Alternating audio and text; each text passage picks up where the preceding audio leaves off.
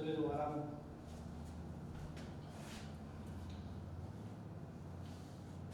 Once again, welcome. Today we would just discuss something about the new topic. It is passive voice.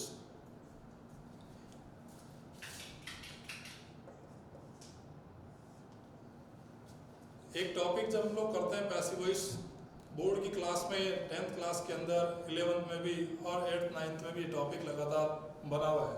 इस topic को जब हम समझते हैं तो हमें समझना होगा कि वॉइस जो है वो दो प्रकार से हम लोग यहाँ पर यूज करते हैं। पहला है एक्टिव वॉइस और दूसरा जो है वो है पैसिव वॉइस।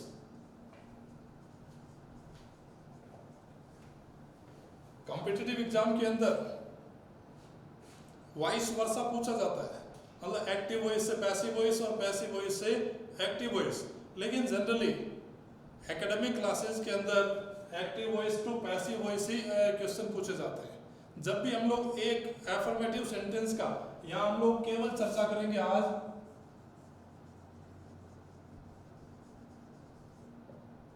एफर्मेटिव सेंटेंसेस की, यहाँ केवल और केवल एक चर्चा होगी एफर्मेटिव सेंटेंसेस की कि जब हम लोग एक एफर्मेटिव सेंटेंस का पैसिव वॉइस बनाएं तो सबसे पहले जो हमें देखना होता है वो ये होगा कि हमारे पास जो दिया गया सेंटेंस है उस दिए गए सेंटेंस में से, या यहाँ पर पूरी डिटेल लिखे, एक एक्टिव वॉइस के वाक्य को पैसिव वॉइस में बदलते समय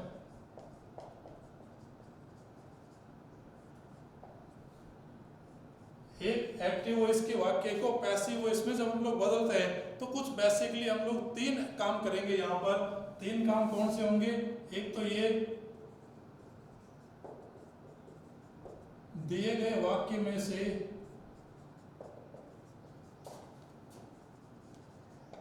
ऑब्जेक्ट को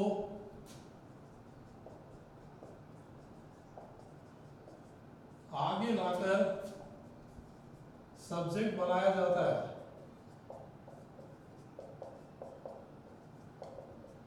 पहला जो बेसिक काम है वो बेसिक काम ये रहेगा कि एक जब हम लोगों के पास ऑब्जेक्टिव केस नजर आ जाए उस ऑब्जेक्टिव केस को सब्जेक्टिव केस में बदलकर आगे लाना होता है। दूसरा काम हमें ये करना है, सामान्यतः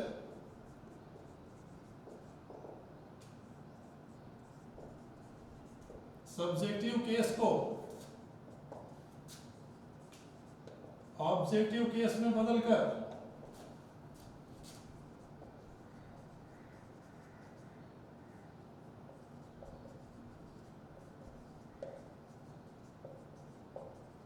वाक्य के अंत में बाई से जोड़ा जाता है।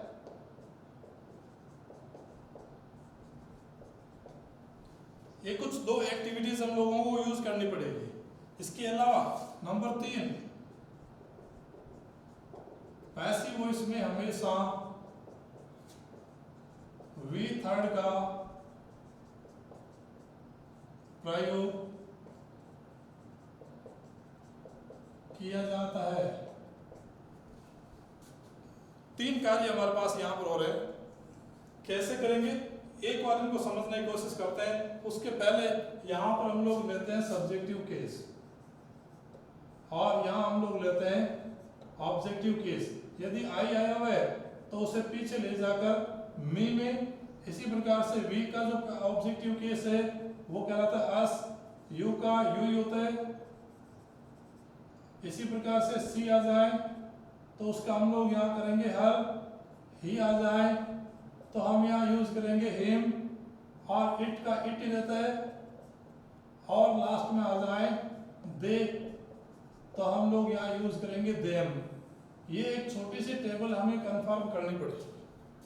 पहला जो हमारे पास रूल है, दिए गए वाक्य में से ऑब्जेक्ट को आगे लाकर सब्जेक्ट बनाते हैं। तो मान लीजिए हमारे पास दिए गए वाक्य में पीछे की तरफ दिया हुआ है देम, तो हम देम को आगे नहीं लाएंगे, देम का सब्जेक्टिव केस आगे आएगा, यानी इस देम को हम लोग आगे लाएंगे सब्जेक्टिव केस में।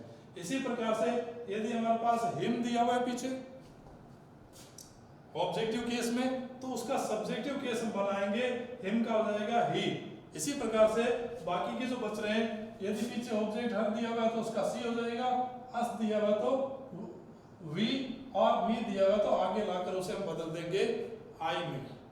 और इसी प्रकार से दूसरा जो रूल है, सब्जेक्टिव केस को ऑब्जेक्टिव केस में बदलकर, तो ये जो वाक्य है, मान लो आई दिया हुआ आगे, तो पीछे जाकर बन जाएगा बाई मी।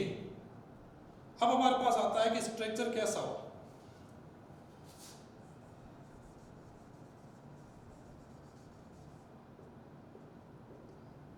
ये स्ट्रक्चर अफर्मेटिव सेंटेंस का है। और एक्टिव वॉइस की बात करें हम लोग यहाँ पर, एक्टिव वॉइस सबसे पहले दिया हुआ रहेगा सब्जेक्ट, उस सब्जेक्ट के बाद में आती है एचवी, एचवी के बाद में आती है मैन वर्ब, और मैन वर्ब के बाद में आ जाता है ऑब्जेक्टिव केस, और फिर जो भी बचे वो यहां पर रह जाएगा। जब भी हमें ऐसा वाक्य मिले जिसका प्रारंभ सब्जेक्ट से हो, तो हम पैसिव वॉइस से बनाएंगे, तो हमें क्या करना है, सबसे पहले ऑब्जेक्ट को आगे लाना पड़ेगा। ये जो ऑब्जेक्ट दिया हुआ है, ये स्ट्रक्चर जब हम लोग इसको चेंज करेंगे पैसिव वॉइस में, तो हमारे पास सबसे पहले आगे आएगा ऑब्जेक्ट, जो कि सब्जेक्टिव केस में आएगा। जैसे यहां भी बात कर रहे थे कि पीछे देम दिया हुआ है, तो वो आगे आता है बनेगा दे। इसी प्रकार से हिम दिया हुआ तो ही, तो यहाँ यदि देम है तो उसका ऑब्जेक्टिव केस हम लोग यहाँ लाएंगे, एच भी अपनी जगह रहेगी। उसके बाद थोड़ी देर में हम लोग चर्चा करेंगे टेंस कैसे बदला जाता है। इसीलिए टेंस की एक टेबल में एक छोटा सा हम लोग डिटेल देंगे। जितने भी मॉडल्स हैं, यहाँ यदि एचवी के रूप में मॉडल आ रहा है तो हम उसके साथ यूज करेंगे बी, और यदि यहाँ पर आईएनजी फॉर्म आ रहा है मैन वर्ब की जगह, तो उसको हटाकर हम लोग इजारा वॉज वर्ब के बाद बीइंग का प्रयोग करेंगे। और यदि किसी वाक्य के अंदर हैज, हैव या हैड दिया हुआ है, फिर से सुने, हैज, हैव या हैड दिया हुआ है, तो हम उसका बीन लगाकर वर्ब की थर्ड फॉर्म कर देंगे। साथ में ये अदर अपनी जगह रह जाएगा। और सामान्यतः कई ऐसे भी प्रीपोजिशनल ऑब्जेक्ट होते हैं जो कि बाई से नहीं जुड़ते। ये हम लोग थोड़ी देर में देखेंगे कौन कौन से ऐसे सब्जेक्टिव केस हैं जिनको बाई से नहीं जोड़ा जाता है। इसीलिए हमने यहाँ एक शब्द लगाया सामान्यतः, और पीछे हम लोग सब्जेक्टिव केस को यहाँ पर लगा देंगे, और लास्ट में फुल स्टॉप रह जाएगा। ये एक स्ट्रक्चर हम लोगों के पास में होगा। फिर से काउंट करना, यहाँ पर जब भी एक एक्टिव वॉइस के वाक्य को पैसिव वॉइस में बदलना है, तो एक काम करेंगे, दिए गए वाक्य में से ऑब्जेक्ट को आगे लाकर, इसका अर्थ ये हुआ ये ऑब्जेक्ट आगे आ जाएगा, और सब्जेक्टिव केस को ऑब्जेक्टिव की ये जो ऑब्जेक्ट है ये पीछे ले जाकर बाई से जोड़ देंगे, सामान्यतः बाई से। अब हमारे पास आ जाता है कि पैसिव वॉइस में हमेशा वर्ब की थर्ड फॉर्म का प्रयोग किया जाता है। ये पैसिव वॉइस में हमेशा वर्ब की थर्ड फॉर्म का प्रयोग हुआ है। इतना यदि हम लोग कर लेते हैं तो हमें एक सामान्य जानकारी मिल जाती है कि एक कॉमन वाक्य को, कॉमन एक्टिव वॉइस के वाक्य को पैसिव वॉइस में कैसे बदलें। अब बात आती है कि पहचाने कैसे कि कौन सा टेंस लागू होगा। उसके लिए एक छोटी सी टेबल हम लोग चेक करेंगे। ये 3 नियम आप लिखें।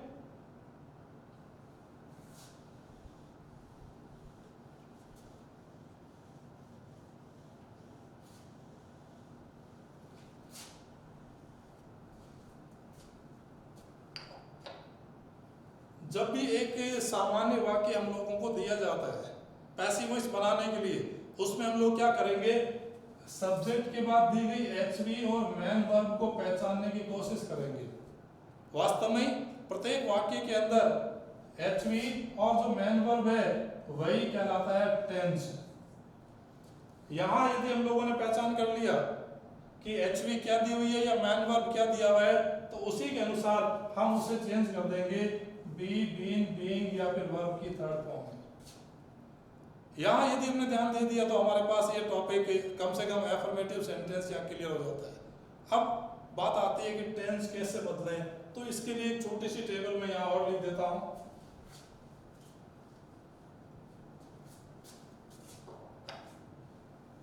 एक्टिव वॉइस और पैसिव वॉइस।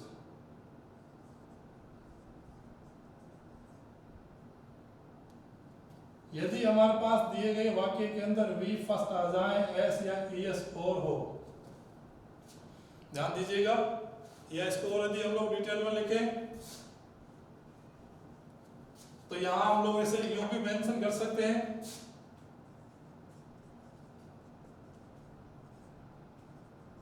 दिया हुआ और बदलना है।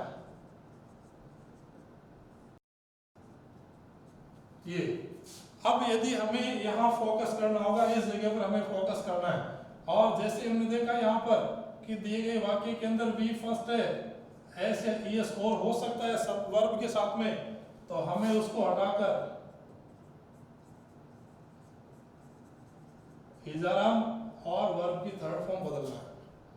ये हट जाएगा वी फर्स्ट, उसके स्थान पर हम लोग यूज करेंगे इज आराम और साथ में वर्ब की थर्ड फॉर्म। जैसा भी हमारे पास सब्जेक्ट आ रहा है नया, उसी के अनुसार हम लोग इज, आर या एम में से किसी एक का प्रयोग करेंगे।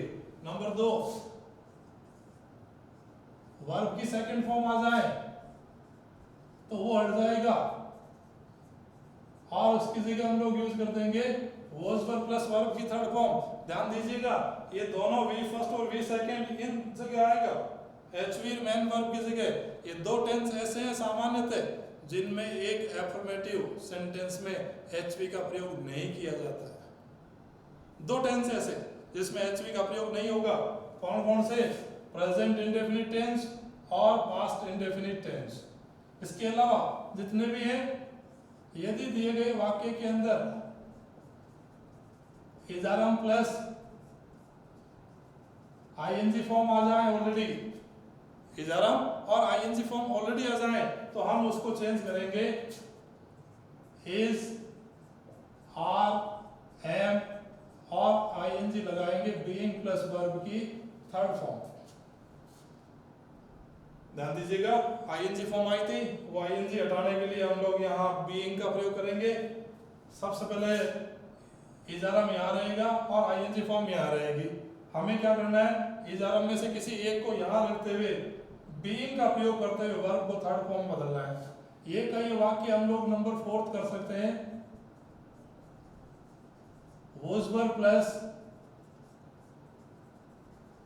ING form. यदि दिए गए वाक्य में पास्ट कंटिन्यूअस टेंस आ जाए, यहाँ वॉज वर्ब और यहाँ पर आ जाए आईएनजी फॉर्म, तो हम क्या करेंगे, इसमें से वॉज वर्ब को अपनी जगह रखेंगे और बीइंग का प्रयोग करते हुए वर्ब की थर्ड फॉर्म लगा देंगे। याद करने के लिए was verb I N G, was verb being third, is are am I N G, is are am being third. एक कॉमनली हम लोग इस स्ट्रक्चर यूज करें।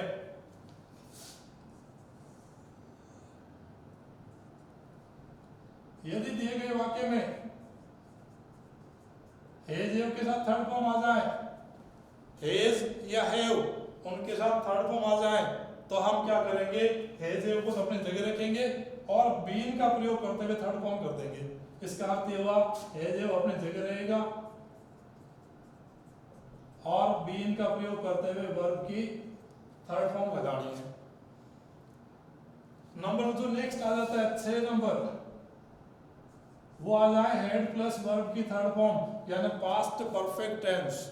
टेंस वाइज यदि बात करें, present indefinite, past indefinite, present continuous, past continuous, present perfect और पास्ट परफेक्ट। यदि ये वाक्य आ जाए तो हम पास्ट परफेक्ट को भी चेंज करेंगे, हेड, बीन और वर्ब की थर्ड फॉर्म लगा देंगे। नंबर 7, यदि दिए गए वाक्य के अंदर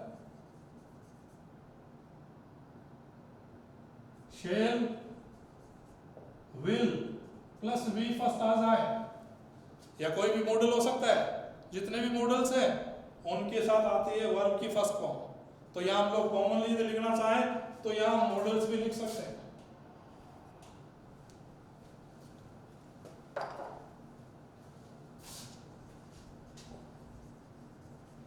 जितने भी मॉडल्स हैं उन सभी मॉडल्स के साथ आता है वर्ब की फर्स्ट फॉर्म यानी बेयर इन्फिनेटिव। ये जब बेयर इन्फिनेटिव आ जाए तो एचवी का काम करेगा मॉडल, साथ में यहाँ रहेगी मैन वर्ब की फर्स्ट फॉर्म। हमें क्या करना है, मॉडल को अपनी जगह रखना है और उसके साथ बी लगाकर वर्ब की थर्ड फॉर्म करना है। तो हम यहाँ यूज करेंगे मॉडल और उसके साथ बी और वर्ब की थर्ड फॉर्म का प्रयोग कर देंगे। फिर से सुन लें, can, could, shall, should, may, might, will, would ought to, need not, dare, जितने भी हैं इन सभी को कहा जाता है मॉडल्स। और ये मॉडल्स एचवी का या ऑक्सिलरी वर्ब का काम भी करता है। तो यहाँ हमें 2-3 चीजें चेक करनी पड़ेगी। जितने भी मॉडल्स हैं उनके बाद बेयर इन्फिनेटिव, लेकिन पैसिव वॉइस में हमें बी लगाकर वर्ब की थर्ड फॉर्म करना है। यहाँ हम लोग आगे चले, नंबर नेक्स्ट,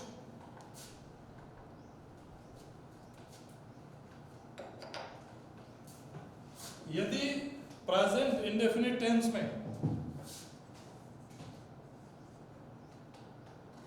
डू या डज के साथ वर्ब की फर्स्ट फॉर्म आए, ये वास्तव में यही है नंबर 1, लेकिन इंट्रोगेटिव और नेगेटिव सेंटेंसेस में हमें यूज करना पड़ता है डू डज। वहां से हम लोग दी गई वर्ब में से डू डज हटा देंगे और डू डज के स्थान पे हमारे पास नई वर्ब आ जाएगी और वो नई वर्ब रहेगी इज, आर, एम और वर्ब की थर्ड फॉर्म। नॉट हमेशा एचवी के साथ जुड़ा रहता है, इसलिए डू नॉट आए तो इज नॉट, एम नॉट या आर नॉट का प्रयोग करते हुए वर्ब को थर्ड फॉर्म में बदल देंगे। सिमिलरली एक और लास्ट देख लेते हैं हम लोग, यहाँ पर डिड प्लस बी फर्स्ट आ जाए तो ये जो डिड प्लस बी फर्स्ट है उसका पैसिव चेंज करने के लिए हमें यूज करना पड़ेगा वॉज, वर और वर्ब की थर्ड फॉर्म। यहां जाते हुए हमारे पास एक तरह से टेंस की टेबल क्लियर हो जाती है। जितने भी टेंस है केवल यहीं तक पैसिव बनेगा, बाकी जितने भी परफेक्ट कंटिन्यूअस टेंस है उनका पैसिव वॉइस नहीं बनता है।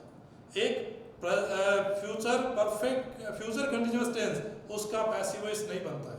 तो कुल मिला के हमारे पास 4 टेंस ऐसे हो जाते हैं जिनका पैसिव नहीं बना जाता है, क्योंकि उसमें ऑलरेडी बी फॉर्म दी हुई होती है, और जब बी फॉर्म ऑलरेडी दी हुई हो तो हम उसका पैसिव वॉइस नहीं बना सकते।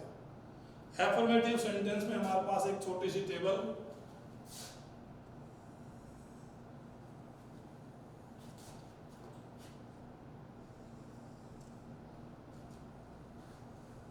ये टेबल यदि हमारे पास अंगुलियों पे हो जाए, चेक करते हैं। V first, is are am third, V second, was were third, is are am ING, is are am being third, was were ING, was were being third, has third, has के साथ बीन लगाकर third form, had third, had been third, models plus V first, तो models के बाद B लगाकर verb की third form करना है। डूडल्स के साथ फर्स्ट फॉर्म आ जाए तो डूडल्स हट जाएगा, उसके स्थान पर अपने नई वर्ब लाएंगे इजरम के साथ वर्ब की थर्ड फॉर्म, और इसी प्रकार आ जाए डिड के साथ वर्ब की फर्स्ट फॉर्म, तो हम डिड हटा देंगे, उसके स्थान पर लग जाएगा वॉज वर्ब और साथ में वर्ब की third form.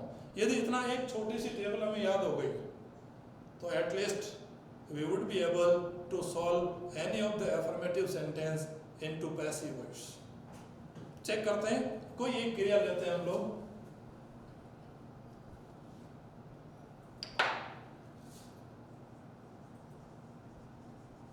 Speak,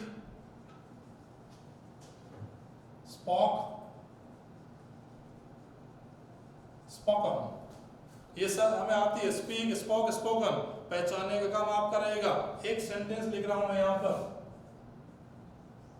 C is speaking Hindi now. अब ये जो दिया गया सेंटेंस है, इस दिए गए सेंटेंस में से हमें आइडेंटिफाई करना है कि यहां क्या दिया हुआ है। हमें दिया हुआ है इज और आईएनजी। अब हमें टेबल चेक करनी है, टेबल में इज आईएनजी कहाँ है, टेबल में ये रहा इज और यहाँ लिखा हुआ है आईएनजी। इसका सीधा सा अर्थ हुआ, जब हम पैसिव बनाएंगे तो इजरम में से एक और बीइंग का प्रयोग करते हुए वर्ब की थर्ड फॉर्म का प्रयोग कर देंगे। अब हमारे पास इस स्ट्रक्चर को यूज करते हैं हम लोग। सबसे पहला काम ऑब्जेक्ट को आगे लाना, तो हम इसमें ऑब्जेक्ट को आगे लाएंगे हिंदी। ऑब्जेक्ट हमेशा वर्ब के बाद दिया रहता है, तो जैसे ही हमारी वर्ब खत्म हुई हमें ऑब्जेक्टिव केस मिलेगा। हमारे पास ऑब्जेक्टिव केस हुआ हिंदी। हिंदी सिंगुलर है, सिंगुलर होने के कारण हम लोग यहाँ यूज करेंगे इज। अब हम पहुंच गए ऑब्जेक्ट और इज लगा दिया, आईएनजी हटाने के लिए हम लोग यूज करेंगे बीइंग का। तो हमारे पास यहाँ आ जाती है बीइंग।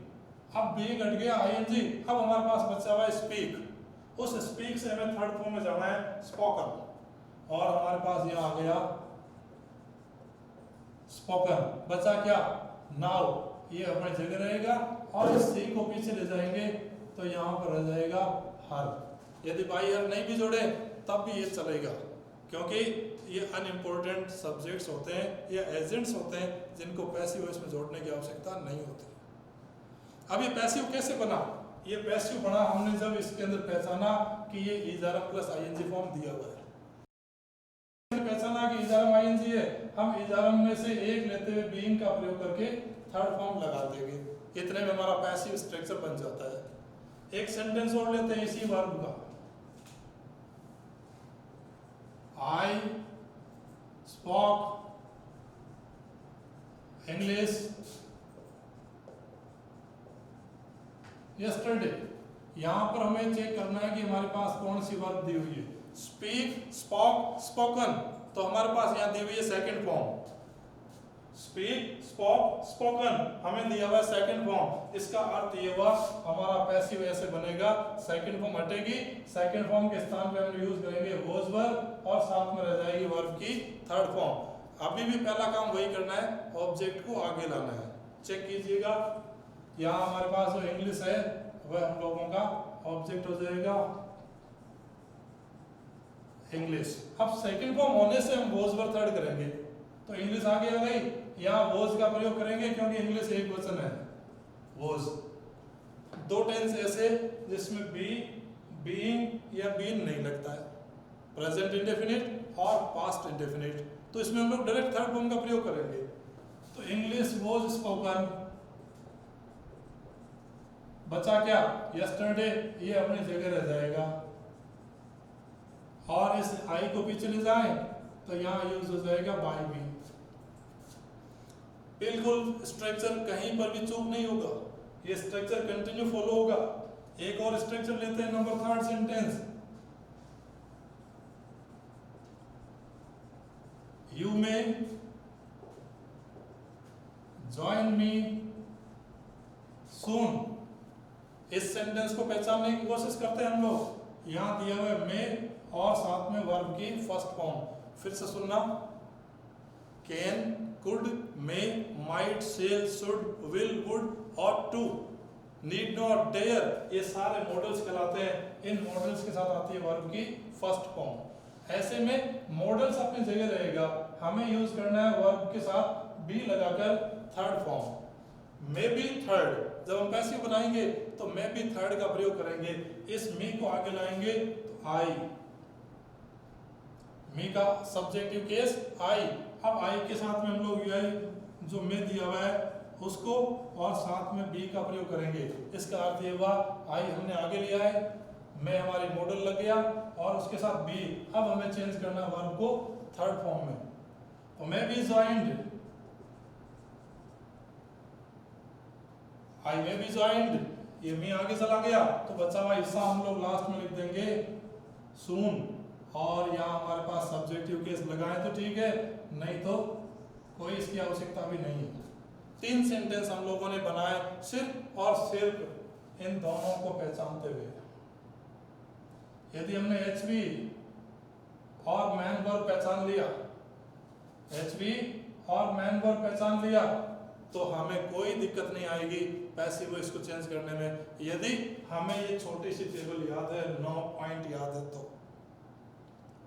एक और वाक्य लेते हैं,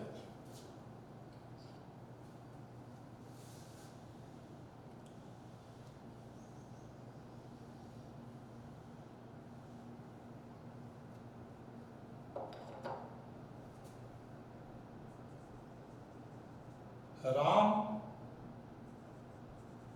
was chasing the animals। यहाँ हमारे पास आया हुआ है was और आईएनजी फॉर्म। इस टेबल के अंदर कोई एक जगह ऐसा दिया हुआ है जहाँ was वर्ब के साथ आईएनजी फॉर्म लिखी हुई है, ये was और chasing, chase यानी पीछा करना, to go after someone or something, was chasing, chase। अब हमारे पास आ जाता है the animals ऑब्जेक्ट आगे आ जाएगा। इस ऑब्जेक्ट को आगे लाएंगे और ये हमने ऑब्जेक्ट लिखा नंबर 4 सेंटेंस और उसका पैसिव वॉइस हमने बनाना शुरू किया। The animals verb. ध्यान से सुने, यहाँ पर सब्जेक्ट वर्ब एग्रीमेंट का एक टॉपिक अलग से पूरा दिया हुआ है। जैसा भी हमारा सब्जेक्ट होता है उसी के अकॉर्डिंग हम लोग एक वर्ब का चयन करते हैं। क्या मतलब है इसका? राम सिंगुलर था तो यहाँ हमने यूज किया है वॉज। यहाँ द एनिमल्स प्लूरल केस में है तो यहाँ आ जाएगा वर्ब। अब हमने यहाँ वर्ब लगा दिया क्योंकि हमें चुनना है वॉज या वर्ब में से कोई एक, साथ में बीइंग लगाकर वर्ब की थर्ड फॉर्म करना है। तो ये जो आईएनजी है, इस आईएनजी को हम लोग यहाँ से हटाते हुए यूज करेंगे बीइंग और यहाँ आ जाएगी वर्ब की थर्ड फॉर्म चेस्ट। बच्चा वैसा राम, ये पीछे चला जाएगा राम। सिर्फ और सिर्फ यदि आपने दिए गए वाक्य में से टेंस की पहचान कर ली तो। एक और वाक्य लेते हैं।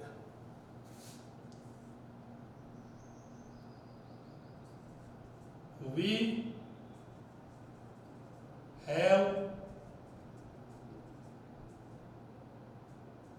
इनवाइट हिम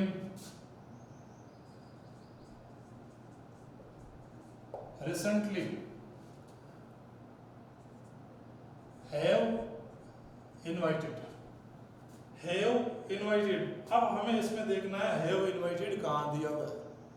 हमारे पास दिया हुआ है have और invited।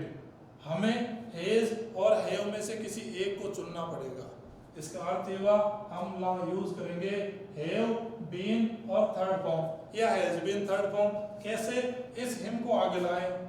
सबसे पहले चेक करें we subject, HV main verb और ऑब्जेक्ट और अदर पार्ट। तो सेंटेंस स्ट्रक्चर बिल्कुल फॉलो किया जाता है, इसी के आधार पर तो वाक्य बनता है। अब हमें इससे आगे बढ़ना होगा कि हम इसमें से ऑब्जेक्टिव केस को आगे लाएं। हिम का ऑब्जेक्टिव, हिम खुद ऑब्जेक्टिव केस है जिसका सब्जेक्टिव केस होता है ही।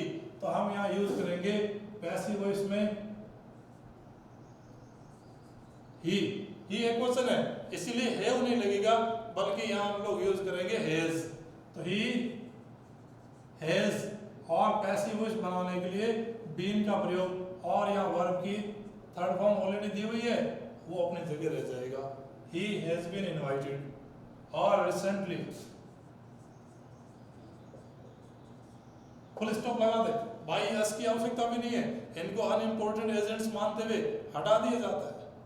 आवश्यकता नहीं है कि हम पीछे ले जाके जोड़े बाई अस, लगाओ तो गलत भी नहीं है। हम चाहें तो इसको यहाँ पर यूज भी कर सकते हैं बाई अस, ये भी हमारा सेंटेंस बन गया। लास्ट सेंटेंस देखते हैं। इनका एक सेंटेंस उठाते हैं डू डज और डिड का।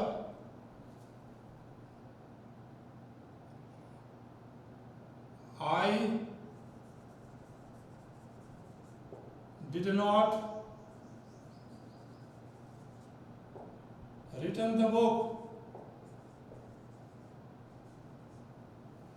और आगे जो भी है वो देखा जाएगा। यहाँ दिया हुआ है डिड प्लस वर्ब की फर्स्ट फॉर्म। चेक कीजिएगा डिड के साथ वर्ब की फर्स्ट फॉर्म। हमें डिड को हटाना है, उसके स्थान पर रहेगा वॉज या वर्ब में से कोई एक और साथ में हम चेंज कर देंगे वर्ब की थर्ड फॉर्म। तो द बुक को आगे लाते हैं। द बुक आगे आने के बाद हम लोग यहाँ डिड है तो यहाँ हम लोग यूज करेंगे वॉज, क्योंकि डिड हटेगा। डिड के हटने पर हमें यूज करना है वॉज या वर्ब, उनमें से किसी एक को आगे लाते हुए अपना वाक्य आगे बढ़ाना है। द बुक वॉज नॉट और यहाँ रह जाएगा returned, passive voice, was not returned। I को पीछे ले जाए तो हमारे पास यहाँ सब्जेक्टिव केस काउंट कर जाएगा बाय मी। ये कंप्लीट एक सेंस के अंदर हमारे पास आ जाता है। उम्मीद करता हूँ ये एक कॉमन स्ट्रक्चर जो हमने आज यहाँ पर चेक किया है वो आप लोगों के लिए काफी सहायक होगा। कल हम इसी से आगे बढ़ेंगे। चेक कीजिएगा, एक एक नियम को अपनी अंगुलियों पे लें और आप लोगों की हार्दिक शुभकामनाएं कि आप अच्छा कार्य कर रहे हैं। धन्यवाद।